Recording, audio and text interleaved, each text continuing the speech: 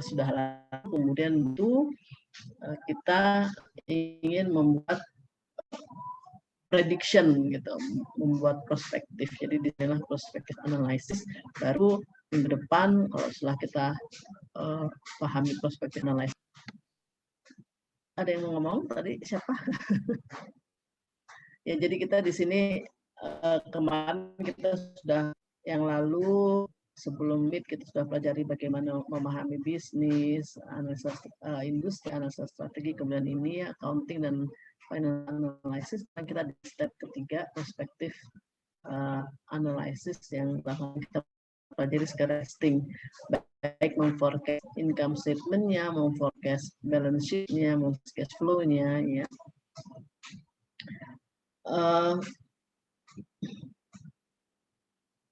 Ya, kita. Nah, untuk mempelajari itu kita harus tahu dulu. Misalnya kalau kita mau forecast, kita harus tahu dulu behavior dari financial indicators. Jadi misalnya kayak bagaimana sih perilaku indikator atau key drivers itu. Misalnya apa sih yang memicu pertumbuhan penjualan? Apa sih yang memicu pertumbuhan penjualan? Misalnya apakah tergantung bisnisnya juga sih ya, tergantung bisnisnya juga. Kalau misalnya fashion mungkin dari selera konsumen, ya. Kemudian misalnya bisa juga karena strategi perusahaan, apa sih yang memicu penjualan tumbuh? Misalnya karena strateginya market development, ya, kemudian kita misalnya membuka outlet baru, nah itu juga akan, karena strategi itu bisa berdampak pada peningkatan penjualan. Atau misalnya inovasi, penjualan jadi meningkat seperti itu. Tergantung perusahaannya. Development juga bisa meningkatkan penjualan, produk development bisa meningkatkan penjualan. Produk development itu bisa macam-macam, bisa aja karena place-nya, maksudnya karena kita outlet-nya atau cabang-cabangnya kita perluas, ya. Bisa juga karena segmen pasarnya yang kita perluas, misalnya seperti kayak kamu tahu Johnson & Johnson ya, misalnya bedak bayi dulu ya, awalnya Johnson & Johnson bikin bedak bayi hanya bedak tabur gitu aja, yang putih yang dicol kayak buat bedakin pantat bayi gitu ya. Tapi setelah itu kemudian karena produk development, juga karena market development dalam hal ini memperluas segmen pasar, tadinya hanya buat bayi, kemudian jadi buat remaja, maka di press bedak itu menjadi bedak compact yang bisa dipakai buat remaja. Jadi nambah target pasarnya nambah, ya. Kemudian nambah lagi ke target orang tua, misalnya dengan ditambahi sedikit warna, dipres menjadi compact powder, kemudian nah itu juga bisa nambah. Nah itu inovasi atau product development, sedikit perubahan dari produk itu bisa membuat kita menambah target pasar, ya, sehingga akan meningkatkan penjualan. Nah, hal itulah yang kita pelajari, apa aja sih yang kira-kira bisa meningkatkan penjualan. Nah, inilah makanya kenapa kalau menganalisa laporan keuangan kita starting point-nya mulai dari analisa industri karena persaingan, sehingga membuat kita jadi, wah kalau di situ aja kita nggak bakalan maju nih. Hanya mending kita berubah produknya, kita berubah marketnya seperti itu ya, sehingga bisa meningkatkan penjualan. Nah, kemudian di sini kita juga nanti setelah memahami itu, kita juga akan pelajari mengenai step-step dari membuat forecast. Mulai dari penjualan, pertumbuhan penjualan, kita estimasi berapa pertumbuhannya, kemudian makanya untuk buat prediksi itu, namanya juga prediksi ya, bisa salah gitu. Cuma jangan terlalu optimis banget. Kita juga melihat industri, misalnya apakah pesaing kita ya di mana nih sebagai market leader apa follower gitu, atau apakah di persaingan pesaing kita itu si attackernya nih, ya, si challengernya yang selalu membayangi kita ini, pesaing kita ini, produksinya kayak apa gitu ya, produknya kayak apa, keunggulan kita dibandingkan dia apa. Kemudian juga seperti kita melihat ada nggak sih barang substitusi. Otomatis kalau misalnya ada barang substitusi yang menghantui produk kita, tentunya akan bisa menurunkan pendapatan kita ya, karena bisa konsumen beralih kepada barang substitusi itu. Nah kayak gini-gini makanya perlu kita analisa industri. Kemudian juga kita akan pelajari adalah importance sensitivity analysis. Karena bahan gitu, jadi ada ada sensitivity analysis, ada simulasi kalau misalnya kita mau membuat forecasting. Jadi setiap ada satu perubahan gitu, maksudnya satu faktor ya, satu key driver berubah, itu tentunya akan bisa mengubah keseluruhan perhitungan prediksi kita gitu ya, perspektif kita, perspektif analisisnya, projectionnya ya, projectionnya. Kalau sensitivity analysis itu kalau satu berubah gimana dampaknya, satu key driver lagi berubah gimana dampaknya. Tapi kalau simulation analysis beberapa faktor berubah gimana dampaknya. Kadang-kadang dalam kenyataannya bisa aja bukan hanya satu yang berubah tapi beberapa faktor. Oke. Jadi yang kemarin kita pelajari itu adalah historical, maksudnya yang kemarin kita pelajari itu analisa industri, analisa strategi, kemudian analisa akuntansi dan analisa finansial itu adalah hal-hal yang sifatnya historical, apa yang sudah terjadi. Nah, based on apa yang sudah terjadi kita maju ke depan. Ya, jadi sini manajemen consulting, equity analysis, evaluation are forward looking. Gitu. Jadi memang akuntansi sama manajemen keuangan ya, walaupun dua-duanya sama-sama satu bidang gitu ya, sama bergerak di manajemen di keuangan ya, tapi sudut pandangnya memang beda. Kalau akuntansi sudut pandangnya selalu historis ya, jadi lebih ke jadi kita nyatanya gimana gitu. Cuma kalau ini manajemen keuangan selalu lebih suka untuk yang ke depan, forward looking ya, bukan backward. Nah ini nanti perspektif analisis ini ada dua, yang kita yang pertama, session yang pertama mengenai forecasting, yang valuation minggu depan. Nah ini start pointnya dari forecasting tadi ya, yang 3 poin kemarin kita telah belajar. Nah ini ya sama aja tadi, bagaimana industri, bagaimana kita, bagaimana barang substitusi, bagaimana tekanan kita oleh supplier, oleh buyer ya, terus apa sih yang step dari kita analysis ini sama ya. Financial analysis kemarin memang masalah performance karena dianggapnya rasio-rasio itu kamu dianggap udah paham ya, pernah ada di manajemen keuangan, jadi hanya tidak terlalu detail. Oke, kita masuk selanjutnya, overall structure of the forecasting. Jadi memang kalau kita mau forecast itu kita melihatnya as a whole ya, jadi komprehensif yang meliputi earnings, cash flow, sama balance sheet. Nah ini comprehensive approach ini jadi maksudnya kita tidak hanya meramalkan atau membuat projection balance sheet aja atau income statement aja, tapi keseluruhan, karena antara income statement sama balance sheet itu kan pasti nyambung ya sebenarnya. Kemudian kita harus lihat behavior gitu ya, mana yang bikin menurun, mana yang barang substitusi, timbulnya barang substitusi membuat penjualan kita jadi turun. Mana yang bisa bikin naik, product development, market development misalnya strategi kita, atau ya inovasi misalnya. Kemudian kita harus berasumsi, misalnya seperti kayak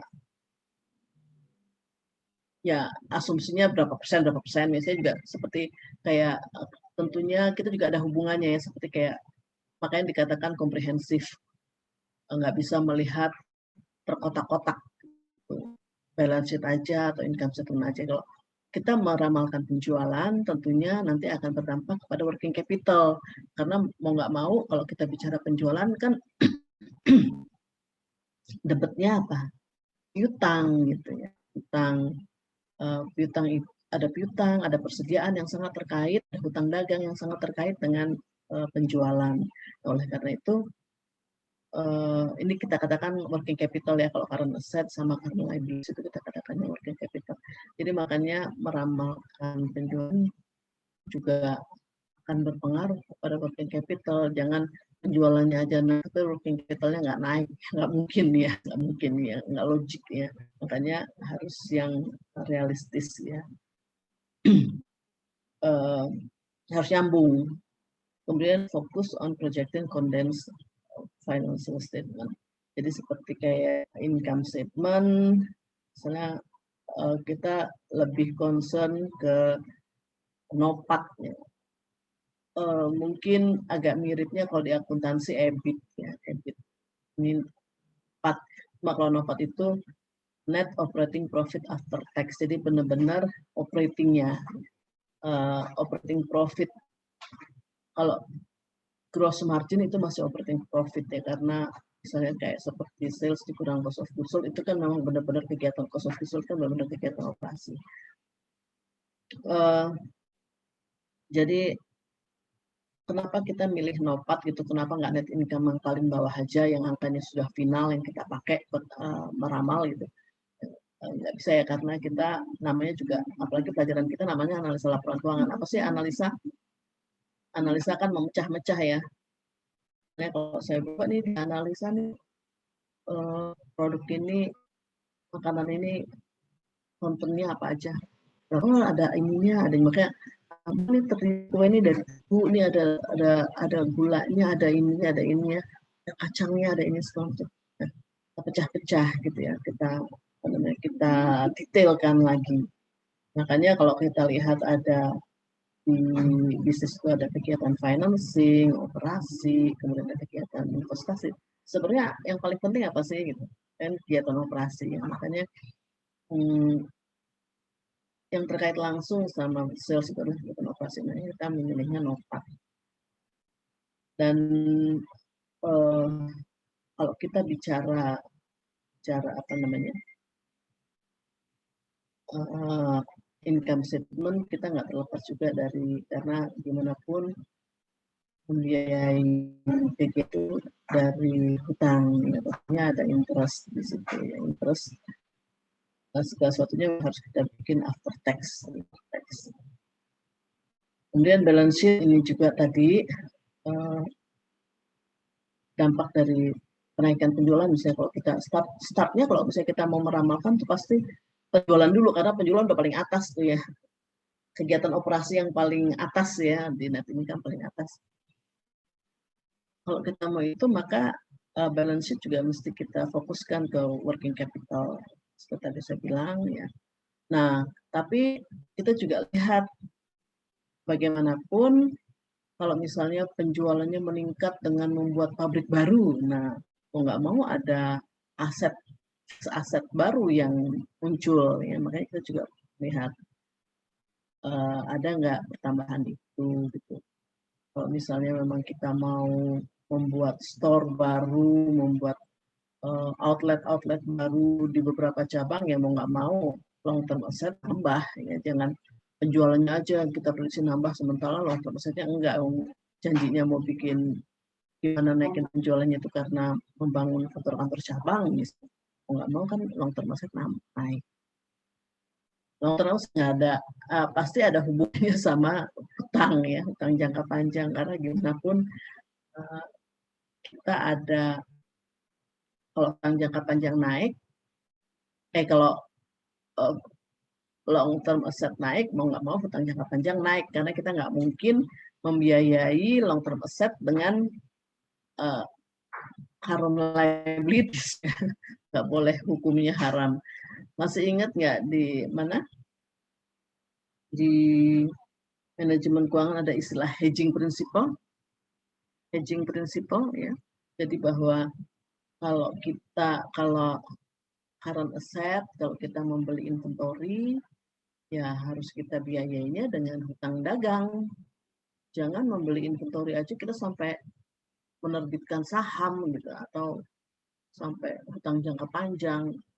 Nah, kalau kehidupan kita sehari-hari, namanya belanja makan sehari-hari, jangan sampai minjem uang ke bank gitu ya. Nggak make sense kalau minjem uang ke bank, oke lah boleh kalau misalnya beli mobil, rumah, gitu. Nggak apa-apa pinjam uang ke bank jangka panjang. Kalau untuk makan sehari cukupin aja dari gaji, misalnya seperti itu. Itu yang pendek sama yang pendek, yang panjang yang jangan juga yang panjang beli bikin pabrik tapi pakai cash, wah hancur nanti likuiditasnya hancur ya, mungkin aja. Kalau perusahaan ya nggak bisa begitu. Kalau perorangan sih, kalau saya ngajar manajemen keuangan, tapi saya sebenarnya paling tidak suka berhutang. Sebisa mungkin ya kalau bisa nggak utang jangan hutang ya. Kalau perusahaan memang mungkin karena kita mengelola banyak hal. Oke, kemudian cash flow juga gitu, mesti kita pisahkan mana cash flow dari operasi, mana cash flow dari itu juga nanti harus kita perhatikan. Nah ini juga ya, tadi sebelum kita membuat apa namanya projection, kita mesti melihat behavior dari sales growth, misalnya earnings, return on equity. Ini biasanya nyambung ya, karena sama-sama yang 3 poin pertama ini kalau bisa dibilang semuanya deh ya, kalau bisa dikatakan ini apa namanya account yang terkait sama operasi. Nah ini kalau sales growth behavior, nah ini kalau bisa dikatakan ya perilakunya ini secara umum aja, ini juga kan ngambilnya kan perusahaan di US gitu-gitu. Nah, biasanya kalau kita memprediksi karena kalau misalnya renstra gitu ya, renstra atau rencana strategis gitu, atau apa istilahnya corporate plan ya, corporate plan. Kalau kita membuat strategi itu biasanya jangka waktunya 5 tahun. Ya. Kalau kita mau strategi kita mau apa? Oh mau market development misalnya begitu. Terus kita rencananya seperti ini, mau bikin inovasi, mau bikin ini. Nah, mau mengembangkan pasar. Mengembangkan pasarnya juga nggak hanya mengembangkan pasar, tapi kita pindah target market. Untuk itu kita perlu melakukan product development. Nah itu biasanya dalam 5 tahun atau 3 tahun ya, 3 tahun pertama itu masih bisa kita prediksi nih. Saya biasanya agak bergejolak, entah itu turun apa meningkat, itu bergejolak ya, karena biasanya ketika itu juga kalau misalnya apa namanya persaingannya ketat banget ya, mungkin apa namanya berani di awal-awal kayaknya naik, tapi setelah itu juga karena gini, kayak seperti hukum alam aja ya. Jadi kalau misalnya kalau di industri itu saya misalnya market leader, saya membuat inovasi A, gitu saya buat inovasi A, mungkin tahannya baru hanya beberapa bulan, 3 bulan, 6 bulan, apa follower atau challenger ya, atau attacker kita itu yang pesaing kita yang dekat banget, kalau yang namanya attacker atau challenger, dia udah mulai meniru ya, maksudnya, oh dia kecil sih kalau gitu, terus saya jadi kalau gitu kita ambil ininya gitu dari sininya gitu. Mereka mulai meniru ya. Jadi tadinya sales kita mencuat, nanti lama-lama udah banyak yang hampir sama barang kita. punya pilihan, lama-lama kan akan turun. Makanya biasanya penjualan kalau kita bikin inovasi juga ya tinggi dulu, tapi kayaknya sih bakalan niru nih ya gitu. Makanya biasanya di tahun-tahun awal aja kita berani memprediksi.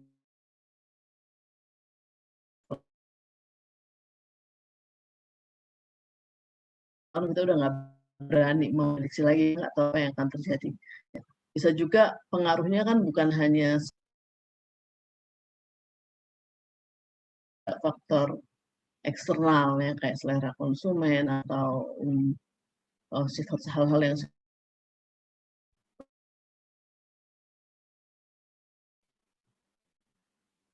nah aku perilaku gini ROE gitu ya. Nah umumnya mereka beberapa tahun awal aja agak sedikit bergejolak, setelah itu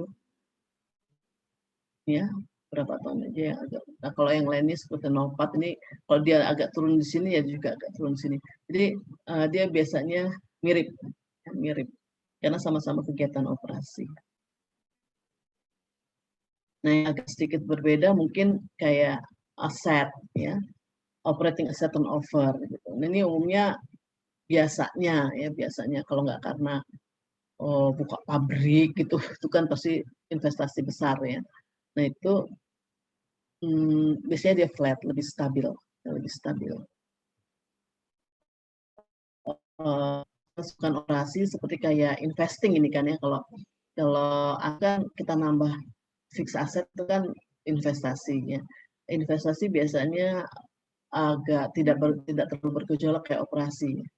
Nah, karena operasi kan selalu harus bersaing dengan pesaing ya. Tapi kalau aset biasanya nggak terlalu ya, lebih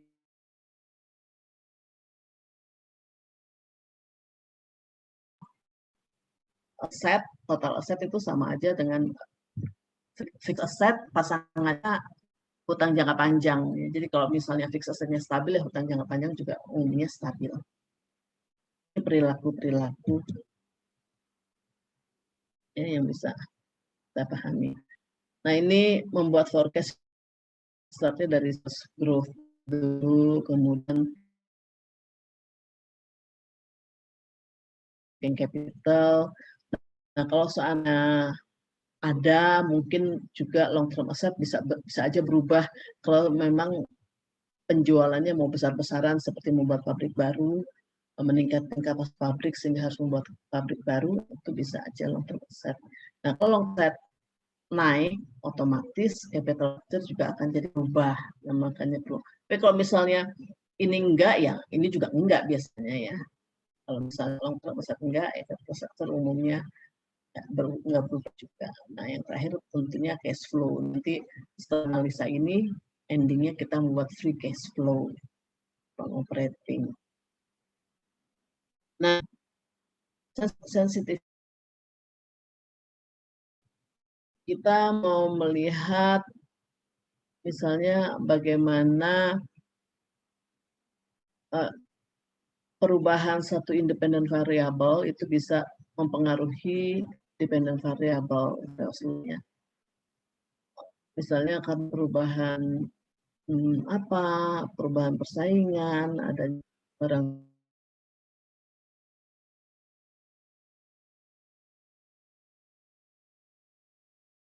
kita merevisi projection. Ini sensitivity analysis ini juga orang menyebutnya what if or simulation analysis. Tapi sensitivity analysis itu kalau kita cari lebih detail sebenarnya kalau sensitivity kalau satu indikator, satu independent variable berubah, bagaimana pengaruhnya terhadap projection. Simulation kalau beberapa faktor, bedanya hanya apa yang akan terjadi what if ya. It is a way ya harusnya. It is a way to predict the outcome. Ya, ini sama aja ya tadi. Nah, ada yang perlu kita perhatikan juga kalau dalam bisnis itu masalah seasonality atau interim forecast. Kadang kita harus memprediksi, kalau kita membuat projection kan tahun ini sekian, naik lagi, tahun depannya lagi naik gitu ya. Kemudian baru tahun berikutnya setelah 5 tahun flat kita anggap gitu. Karena kita nggak tahu lagi gimana kondisi ekonomi di luar gitu ya, kemampuan konsumen untuk membeli, purchasing power konsumen kita nggak tahu lagi, baru kita bikin flat aja, atau udah nggak tumbuh flat aja misalnya. Nah, tapi yang perlu kita ingat, jadi bikin antara 1 tahun dengan kita lihat dari tahun sekarang dengan tahun berikutnya atau tahun 1 dengan tahun kedua. Tapi ada juga industri yang memang gantung dari masalah seasonality. Nah, ini seperti kayak retail atau supermarket misalnya, itu sangat cepat sekali berubah. Ini jualannya kalau pengalaman cepat sekali meningkat kalau seandainya ada holiday season ya. Jadi kalau menjelang Natal, menjelang bulan puasa, menjelang Natal, itu banyak sekali penjualan di situ. Itu mesti kita tandain di bulan apa, di bulan apa, di bulan apa. Mungkin peramalannya, kalau misalnya ini kalau misalnya kita mau, namanya juga analisa laporan keuangan ya, kalau kita mau menganalisa 1 tahun, peramalan 1 tahun kita pecah-pecah lagi menjadi beberapa kuartal. Kalau kita mau lebih detail ya, Januari, Februari nggak ada apa-apa ya, kita nggak meningkat, tapi begitu puasa gitu ya, itu penjualan meningkat. Padahal bulan puasa ya harusnya orang puasa, tapi malah segala macam dibeli. Menjelang Natal juga seperti itu. Jadi aktifnya ada beberapa yang peak, ada beberapa yang valley. Nah kalau kayak begitu kita bandinginnya nggak bisa 1 tahun dengan 1 tahun sebelumnya, tapi kita membandingkannya kuartal itu, kuartal 4 yang peak, maka kita bandingkan kuartal 4 dengan kuartal 4 di tahun sebelumnya. Nggak bisa kita rata-ratakan. Kalau mau teliti,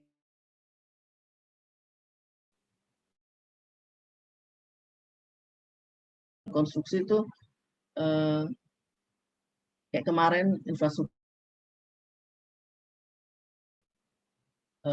usaha seperti itu kita mengerjakannya tergantung musim. Kalau musim hujan biasanya agak terhambat. Kalau udah musim hujan agak kurang aktif. Kemudian pada musim panas baru aktif. Nah, apalagi kalau sekarang lagi musim corona, nggak aktif sama sekali. Ya.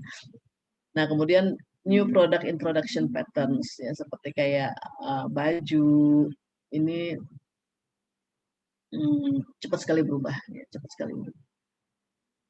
Ada model baru di misalnya di negara mana, di Hong Kong misalnya ya, di Korea gitu, nanti berapa bulan kemudian Indonesia ikut-ikutan gitu. Jadi cepat sekali. Itu biasanya bulanan, dalam waktu bulanan cepat sekali ganti model. Juga contohnya ada automobile industry, saya nggak yakin juga sih kalau automobile industry ya, sebenarnya agak lama juga ya perubahannya. Ya, atau mungkin karena saya memang tidak terlalu memperhatikan. Makanya in forecasting earnings, quarter performance should be a basis dibandingkan dengan quarter yang sama di tahun sebelumnya. Itu kita mau teliti. Nah, ini adalah contoh-contoh key driver yang mungkin bisa jadikan acuan untuk kita membuat projection. Misalnya dalam perusahaan retail, biasanya karena barangnya tuh barang-barang convenience goods, ya maksudnya convenience goods barang sehari-hari, ya misalnya seperti kayak supermarket, odol, sabun, gini-gini itu banyak itu ya, maksudnya banyak yang membuat kayak gitu. Nah, biasanya strategi mereka adalah low price, ya. Malah ada juga yang everyday low prices gitu ya. Nah, price reduction. Nah ini juga perlu kita lihat ya, kita nggak bisa maksudnya sih dengan menurunkan harga kuantitinya akan bertambah gitu, sehingga penjualan akan naik. Tapi ini hal kayak gini nih bisa jadi kita bisa ngira-ngira berapa tingkat pertumbuhan yang bisa kita lakukan, yang kita bikin. Product innovation ini biasanya untuk perusahaan kreatif industri, software itu cepat sekali ya. Kita teknologi itu cepat sekali berubah, berinovasi. Jadi yang bikin penjualan naik biasanya product innovation kalau di industri itu. Low production ini consumer goods seperti kayak itu tadi yang contohnya mirip ya, low production cost, brand creation. Nah ini Coca-Cola apa ini ya? Sekarang udah mundur ya. Misalnya KFC atau apa Wendy's misalnya, makanan-makanan semacam, tapi mungkin dibuat kreasi dengan rasa rendang misalnya ya, atau dengan rasa apa gitu ya, yang lebih Indonesia. Paten ya, dengan kita mempatenkan produk, kalau membuat obat, mematenkan produk itu tentunya akan lebih dikenal, dan orang namanya obat, orang sakit itu nggak mau minum obat asal-asalannya, masalah nyawa. Jadi dia lebih serap kalau ada paten, ada namanya. Nah makanya untuk meningkatkan penjualan biasanya kalau perusahaan farmasi paten jadi penting banget. Alliances and agreements, airline alliances. Nah ini kayak airline ini dia nggak bisa jalan sendiri melenggang kalau nggak dibantu dengan yang lain-lain. Maksudnya dia harus punya kerjasama dengan travel, dia harus punya kerjasama. Jadi kalau misalnya dia meningkatkan kerjasama dengan travel, misalnya itu diprediksi akan bisa meningkatkan penjualan. Atau dia kerjasama dengan institusi pemerintah, misalnya seperti kayak kementerian-kementerian kalau MOU kementerian-kementerian, jadi mereka di luar keluar daerah, dinas luar kota mesti pakai pesawatnya Garuda misalnya gitu ya. Consumer expectation ini masalah di hotel, industri pariwisata biasanya sekarang konsumen lebih suka kalau misalnya ada faktanya melebihi ekspektasi dia gitu ya. Itu membuat dia menjadi delight. Kalau misalnya performance-nya lebih tinggi dari yang diharapkan, membuat konsumen menjadi delight, atau kalau kurang malah menjadi disappointed ya. Hotel biasanya harus gitu. Misalnya aja tidak hanya welcome drink, tapi itu mah welcome drink mah biasa gitu. Misalnya pulang dari situ dikasih bonus anduk hotel, dikasih buah keranjang misalnya gitu, atau dikasih coklat seapa free gitu. Mungkin ya agak beda dibandingkan dengan hotel lain-lain, apa nggak boleh dibuat. Mungkin dengan seperti itu di above expectation-nya konsumen ya, membuat dia menjadi tarik. Kejutan kayak gitu bisa membuat peningkatan pendapatan. Merger. Bank tuh juga biasanya dia aliansi juga dengan asuransi ya, supaya lebih integrated, lebih komprehensif layanan jasanya. Oke. Ini kayak alliances and agreement ini juga banyak macam ya. Kadang-kadang perusahaan tuh seperti misalnya American Airlines gitu, itu dia akan kerjasamanya, bayangin kerjasamanya dia bukan hanya sama travel gitu, tapi dia kerjasamanya juga sama perusahaan AT&T gitu. Perusahaan AT&T itu telekomunikasi. Jadi kalau misalnya orang yang memakai telepon bagian dia akan dapat tiket gratis seperti kayak gitu ya. Atau kalau dia mungkin lebih penggunaan kartu kredit ya, penggunaan kartu kredit di atas sekian itu bisa dapat tiket pesawat gratis misalnya.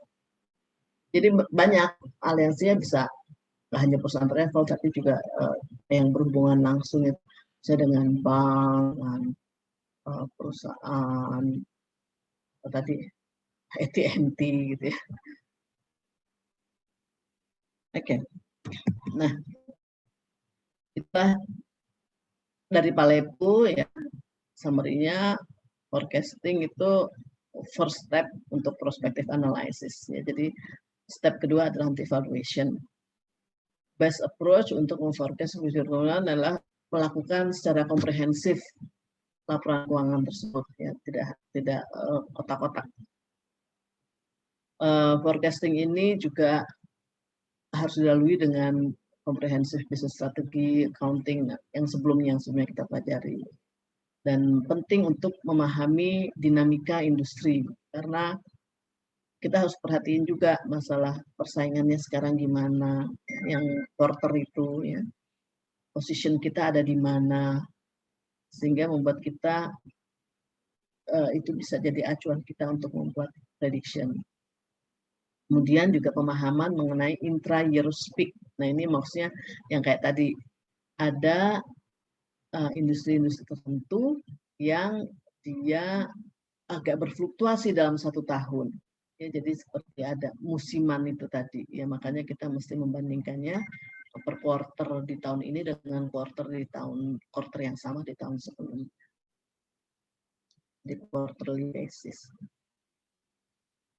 Nah, seperti itu untuk yang Palepu. Nah, ini sekarang yang hitungannya nih, hitungannya yang Penman.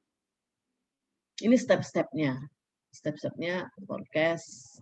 Pertama, forecast dulu sales. Kemudian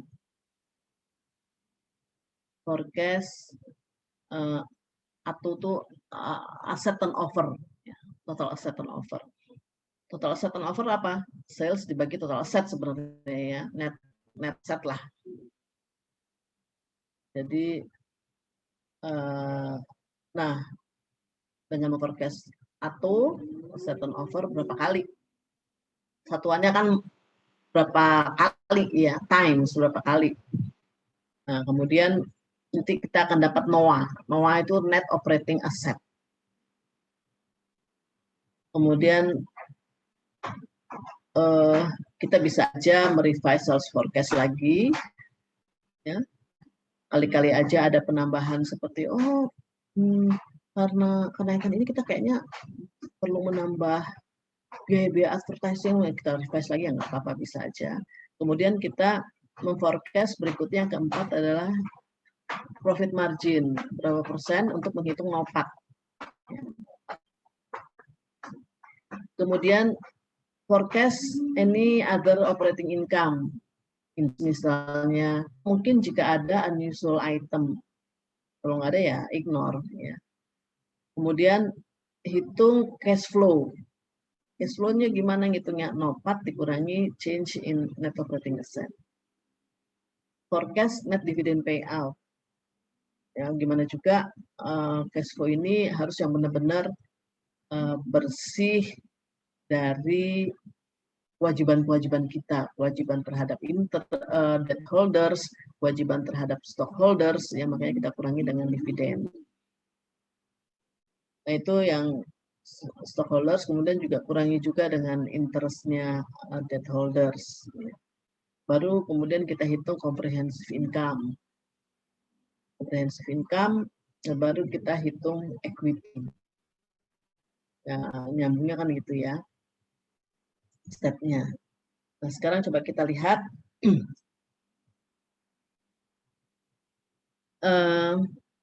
bagaimana memforecast sales, ya, memforecast sales. Tahap 1. Tahun yang dijadikan acuan dikalikan dengan sales growth. Sales growth-nya berapa mau kita pasang? Ya, tergantung Misalnya bisa aja kita pakai rata-rata yang kemarin beberapa tahun terakhir berapa kenaikannya, mau kita pakai itu, atau kita mempertimbangkan juga GDP-nya, sekarang kondisi ekonomi gimana, itu faktor makro ya, atau apa yang lainnya, ya karena kenapa GDP mesti kita pertimbangkan, karena ini masalah kemampuan konsumen membeli ya. Kalau ekonomi lagi lesu, konsumen nggak punya uang, gimana cara mau beli? Nah, ini cenderung to revert within 3 atau 10 years. Ya, memang ada yang memang bisa sampai 5 tahun. Ya, itu semua kalau membuat membuat projection sih tergantung manajemennya masing-masing ya. Ada yang beraninya di 3 tahun, setelah itu dianggap flat aja gitu ya. Ada yang beraninya 5 tahun. Ini contohnya seperti kayak ini tadi ya. Setelah itu yang berikutnya nanti akan saja. Nah, oke, kita masuk ke sini. Ini berdasarkan misalnya berdasarkan laporan keuangan yang kita jadikan yang kemarin sudah kita recast ya di analisa akuntansi, kemudian sudah kita ukur performance-nya di financial analysis ya. Itu udah dapat angka, kemudian kita forecast. Berapa sih perkiraannya? Oke lah, misalnya di tahun pertama kita berani 20%. Karena kita lagi ini nih gitu. Gencar-gencarnya advertise atau misalnya kita lagi berubah segmen target market. Terus 18%, kemudian 15% turun karena tahun ketiga pastinya udah banyak nih yang ngikutin kita, yang pasti produk kita udah nggak standing lagi ya karena udah banyak yang niru. Kita lihat aja semua bisa seperti itu. Nah, udah kita dikit 50.000 dikali 20% jadi 60.000, 60.000 dikali 18%, 7.800 sekali ini, nah begitu. Langkah kedua yaitu memforecast asset turnover dan menghitung net operating asset. Ibu izin bertanya. Ya, yang mengenai tadi yang forecast sales itu, misal di soalnya itu diketahui ada informasi 10 tahun gitu, Bu. Itu nanti data yang dipakai itu cukup 5 tahun aja, 3 yang terbaru gitu, Bu? Atau seluruhnya? Tergantung soalnya nanti ya. Soalnya nanti ujiannya saya juga kurang tahu nih, ujiannya bisa aja nanti kan pakai Excel kan? Iya, bisa jadi. Halo?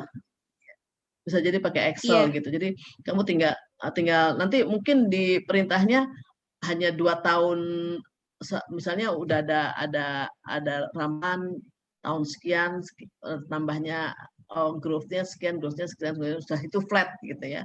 Nah itu mungkin nanti perintahnya 2 tahun, misalnya setelah tahun kelima flat gitu ya. Terus kita suruh bikin di yang berikutnya, mungkin 2 tahun berikutnya. Nah, itu dengan asumsi sales growth-nya flat gitu.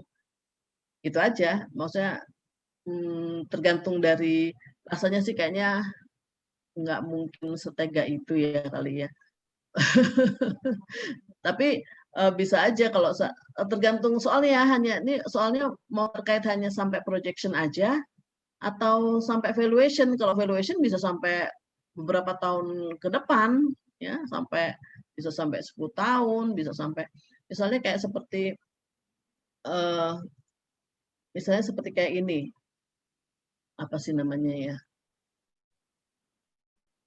Pemanfaatan barang milik negara gitu. Misalnya Kementerian Keuangan punya gedung kosong gitu. Maksudnya nggak dimanfaatkan, semua dimanfaatkan, mau disewakan gitu. Sewakannya kerjasama gitu ya.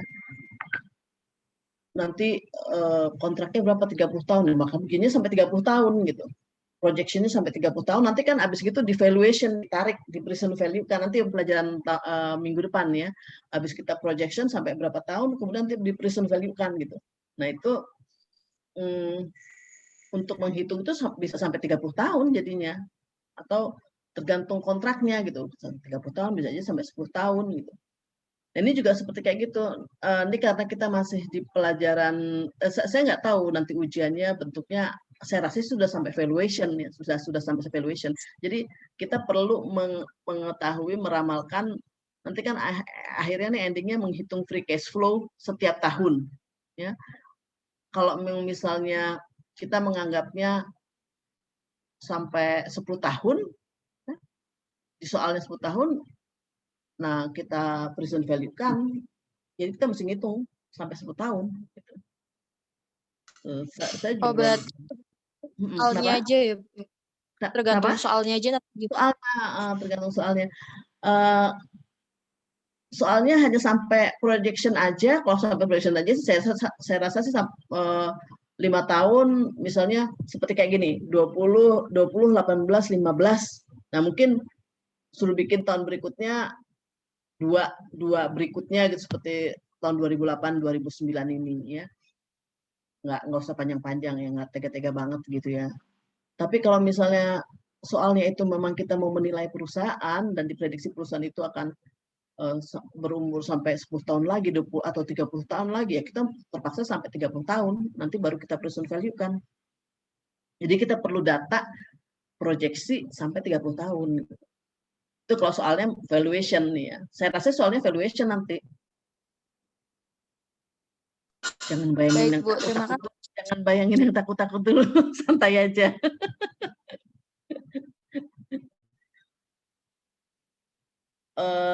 Sekali lagi ya, anak-anak, saya kalau menilai, saya nggak melihat harus benar banget gitu ya. Harus benar banget nilainya sesuai dengan kunci yang dikasih sama dosko ke saya gitu. Saya nggak kayak gitu ya gitu. Karena kenapa? Saya hanya ngeliat step-stepnya benar apa enggak, caranya kamu ngitung benar apa enggak. Apalagi kalau kamu tuh ujian dalam kondisi stres, kamu dikhawatirkan harus selesai dalam waktu 2 jam, itu include ngiri. Gimana kalau sampai nggak ada sinyal? Rasa was-was itu pasti ada. Kemudian apa namanya, melihat Excel, bisa jadi salah copy paste ya, itu otomatis akan merembet akan merembet gitu. Jadi hanya saya rasa kalau saya pribadi melihat apa namanya, kamu udah ngerjainnya udah sampai sejauh mana, karena gimana juga kalau dalam kenyataannya, ini kan karena ujian ya, kan dalam kenyataannya kalau menurut saya kita nih kerjanya sebagai tim ya, nggak diburu-buru berhari-hari ngerjainnya gitu. Ini hanya dalam waktu 2 jam harus menyelesaikan kayak gitu. Kalau saya sih banyak excuse-nya. Jadi pokoknya kamu tahu step-nya, bagus loh kalau kamu tulis ini ditulis gitu malah. Jadi bisa paham kalau kamu memang sudah ngerti. Asal jangan kosong sama sekali, yang ngertiin sama sekali. Oke. Jadi itu ya tadi ya, pokoknya kalau memang soalnya hanya sampai projection, saya rasa nggak akan jauh-jauh, mungkin 5-7 tahun nggak akan jauh-jauh. Tapi kalau misalnya soalnya mengenai menilai bisnis, itu tergantung dari berapa di soal itu suruh isinya berapa tahun, kemudian kita present value kan nilai-nilai tersebut.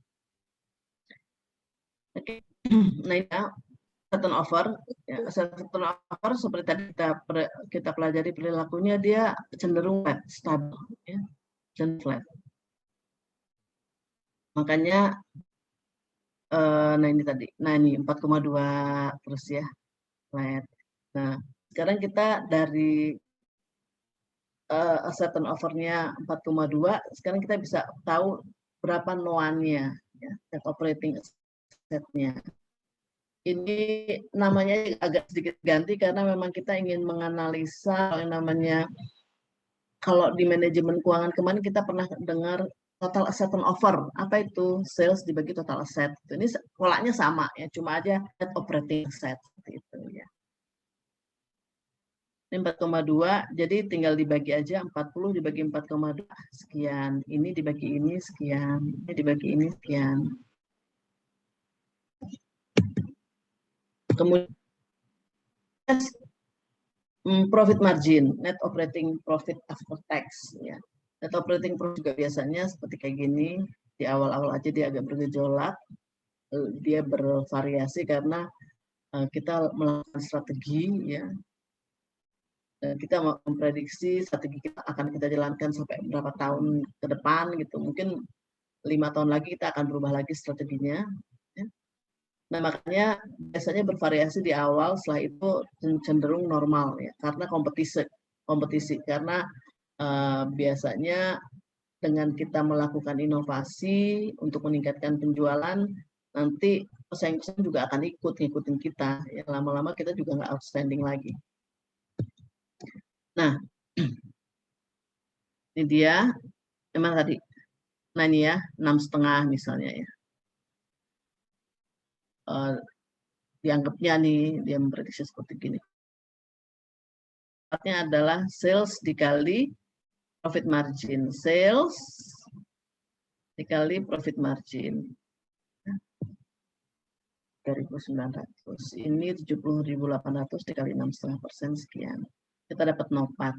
Ini memang step by step banget ya, step by step banget.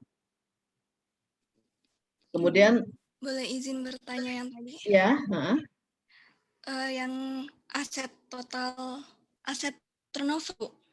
Nah, di situ kan waktu itu dibilang kalau otomatis maksudnya ya, tapi maksudnya nggak tahu kita seiring banget apa enggak, sama banget apa enggak gitu, nggak pasti juga seperti kayak ini. Ini pertambahannya kan sekian ya, naiknya ini 18 sekian persen. Tadi mana ya? Ininya nggak selalu sama juga. Kenapa, gimana? Yang step 2, Bu. Step 2, Iya, kan bisa juga karena dimiliki misal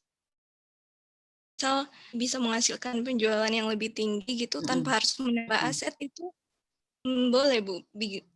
Apa ya, Bu ya? Unik aja, Bu, nanti rasionya gitu. Tidak seperti biasa. Oh, ya, oke. Jadi gini, penjualan bisa meningkat, ya. Penjualan bisa meningkat tuh bisa macam-macam caranya, ya, bisa macam-macam caranya.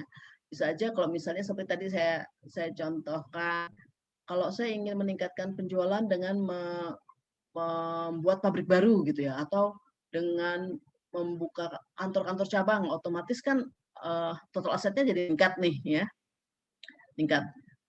Itu bisa jadi meningkat, maksudnya bisa seiring dengan kenaikan penjualan, seiring dengan kenaikan total aset gitu. Tapi kalau misalnya strategi kita bukan begitu, misalnya strategi kita ingin meningkatkan penjualan dengan pindah ke segmen, pindah ke target market, misalnya seperti tadi, bedak bayi, kita cukup dengan kita press, kemudian bisa jadi ke remaja, sekarang masuk ke pasar ibu-ibu, bisa masuk. Nah, itu kan meningkat penjualannya ya. Tapi bukan karena kita bikin outlet baru, bukan gitu. Tapi karena misalnya cukup dengan iklan gitu. Jadi total aset nggak meningkat. Nah, itu makanya total aset bisa aja tetap, tapi penjualan kita prediksi naik, tapi total asetnya nggak baik. Enggak drastis. Jadi strategi perusahaan ya.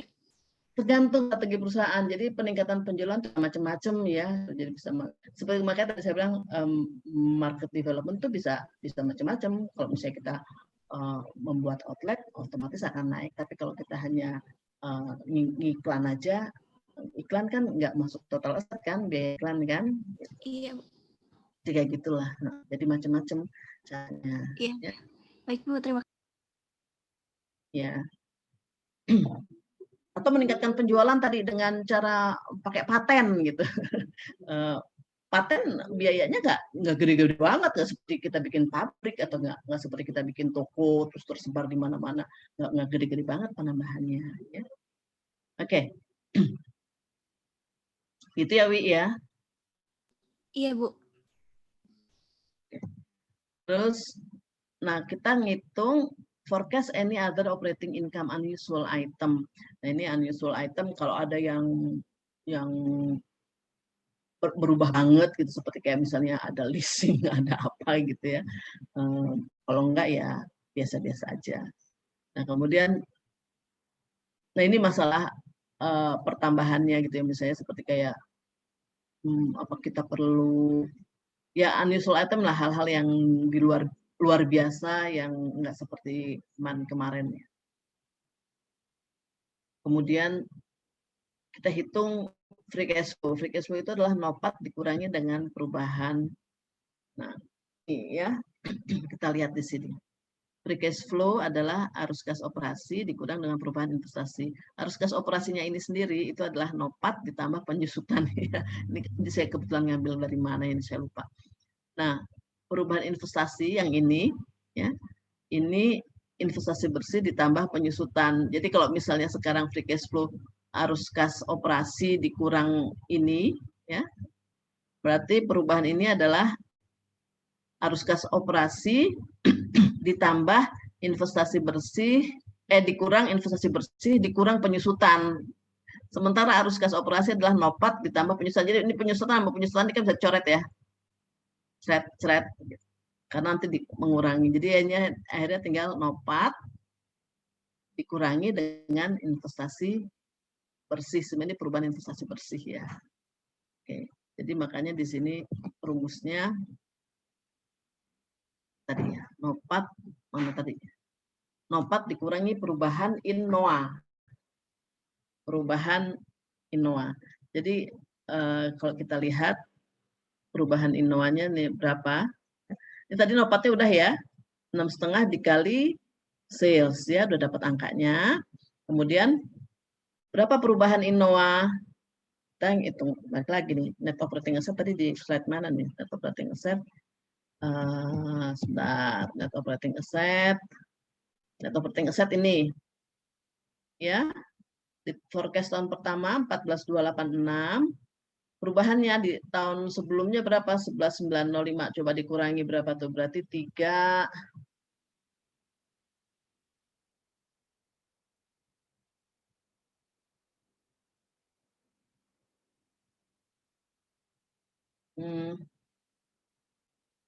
berapa tuh? Hitung 14.286 dikurangi dengan 11.905. 2381 ya. Di tahun pertama. Jadi 2381. Ini emang mesti bolak-balik nih. Nih ya, perubahan INNOA-nya 2381. Nah, ini juga begitu. Net operating asset yang tahun pertama, yang ini dikurangi dengan yang tahun pertama, yang tahun kedua dikurangi dengan